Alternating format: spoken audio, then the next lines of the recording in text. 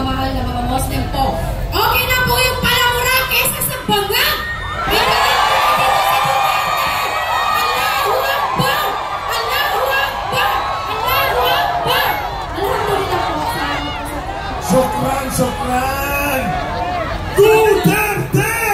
Duterte! Duterte sa Pasig Chapter! I'm from Maguindanao del Sur, National Alliance of Muslim Community of the Philippines, Pasig Chapter. Nagkaisa po sila at kami na mga Moro para iuwi si Tatay Digong. Bring him home! Tatay Digong, maraming salamat sa pagtulong mo sa akin from Kuwait! Allahu Akbar! Allahu Akbar! Allahu Akbar! Tatay Digong, umuwi ka na! Huwag ka mag-alala, umuwi siya. Ako ang iyong konsensya. Duterte! Duterte! Oh, akala ko magsasalita kayo. Habang hinihintay pa natin, ito na. From Antipolo City. Ano naman po ang mensahe? Noong panahon po ni Tatay Digong, ramdam ko po ang takot ng mga adik. Dahil sa lugar po namin, 24 hours sila, nandiyan sa kanto, nakikita ko, nag-aabutan pa. Noong panahon ni Tatay Digong, biglang nagsilayasan at marami pong nawala. Kaya mahal na mahal ko po si Tatay Digong noong panahon hanggang ngayon. Maraming salamat po. Kaya, Duterte! Duterte! Duterte! Message ko po kay Tatay Digong. Ano magpalakas ka po dyan? At iintayin ka namin dito sa Pilipinas. Hanggat may kumakandidatong Duterte, susuportahan namin. Sinabi yung Tatay Digong. Yan ang luha, talaga ng luha mo lang sa puso. Hindi siya maarte. Hello, ate. Love you. Kahila ko naman po, oy. Ngayon, ate. Meron pang isa partner, ha? From Antipolo din. From Valenzuela, galing Bicol. Simula nang namuno si President Duterte, doon ko lang naramdaman na meron tayong presidente! Yeah! Presidente natin at sinusuportahan ko ang lahat ng kanyang mga proyekto.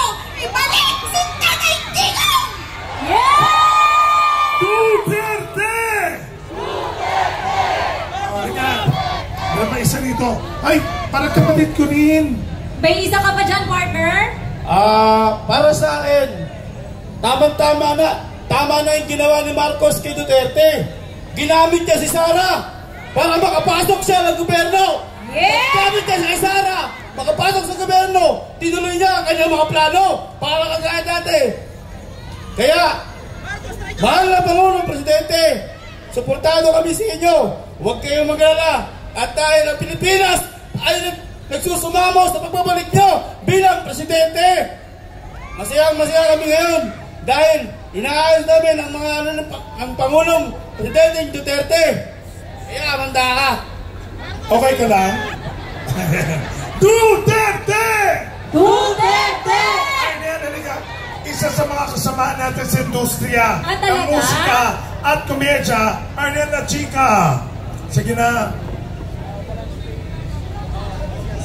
Sa dami ng kabutihan at kagandahang asal na naramdaman at na-experience ko kay Pangulong Duterte. Medyo naano ko kasi itong pong presidente na kaupo ngayon isinuko ang ating soberenya at kitang-kita naman natin sa mga nangyayari. Tatay, tingnan mo ang sambayanan mo. Kung hindi ka kayang panindigan ng Pangulong ito, ang sambayanan mo ang titindig para sa'yo.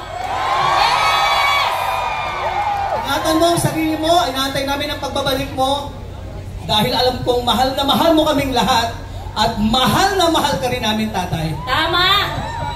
Ano na chika mo? Duterte! Duterte! Ayan, meron naman tayo dito, partner. Okay, go, partner. Ayan, si Ma'am Karen From Davao. Ano na po? Ayan, Ma'am Karen. Ako po ay isang miyembro ng Marcos Alisigan. Talagang nakakaiyak. Kung ang isda, tinanggalan mo ng tubig, anong mangyayari? Kung ang puno, tinanggalan mo ng lupa, anong Marcos, lumayas ka na dyan! Marcos alis dyan! Marcos alis dyan! Marcos alis dyan! No. Ayan, meron pa tayo dito, partner, ha? Sige. Okay, from QC. Ito na ang panahon ng pagsama-sama upang ipaglaban ang karapatan ng bawat Pilipino! Ipaglaban si Tatay Digong upang makauwi sa kanyang bayan, Sinilangan! Duterte! Ito na, mamaya, itutuloy natin ang inyong mga mensahe at syempre, ngayon naman, para ano lang tayo, nararamdaman po kasi namin ang emosyon ninyo, ang inyong pagmamahal, ang inyong simpansya sa ating Tatay Digong. So, pahuhupain lang po natin ang inyong mga emosyon. Mamaya, aalamin natin ulit ang inyong mga damdamin. But for the meantime, mga kaibigan, the Dynamic Tributes Band bringing the best of OPM classic hits and modern tunes. They are not just about Covers. ladies and gentlemen. Palakpakan naman po natin, Next Tone Band!